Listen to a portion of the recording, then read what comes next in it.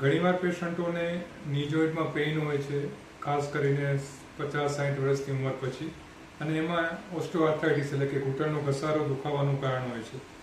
જ્યારે બધી આર્થ્રાઇટિસમાં જ્યારે દવા કે કામ ન કરતી હોય ત્યારે આપણી પાસે ઓપ્શન હોય છે જેમાં ઇન્જેક્શન અને સર્જરી આવતી હોય છે. હવે જ્યારે ઘસારો ખૂબ જ વધારે હોય ત્યારે આપણે સર્જરી કરીએ છીએ, જેમાં અંદર ની રિપ્લેસમેન્ટ અથવા તો ની પ્રિઝર્વેશનમાં ઓસ્ટિયોટોમી કરવામાં આવે છે. પણ જ્યારે ઘસારો મીડિયમ હોય અને પેશન્ટને ખૂબ પેઇન થતું હોય ત્યારે આપણે અમુક એવા ઇન્જેક્શન્સ આવે છે જે અત્યારે આપણે અહીં આપી રહ્યા છીએ.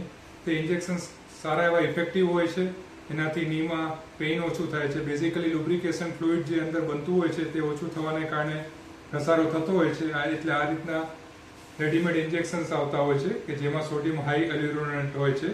તે આપણે અહીં ની જોઈન્ટમાં ઇન્જેક્ટ કરી શકીએ છીએ અને તે એમાં એવું કંઈ પેઇન પણ નથી થતું અને ઇઝીલી ડે કેર પ્રોસિજર તરીકે પેશન્ટને તમે અહીંયા જે હું આપું છું તે રીતે ની જોઈન્ટમાં ઇન્જેક્ટ કરી શકો છો.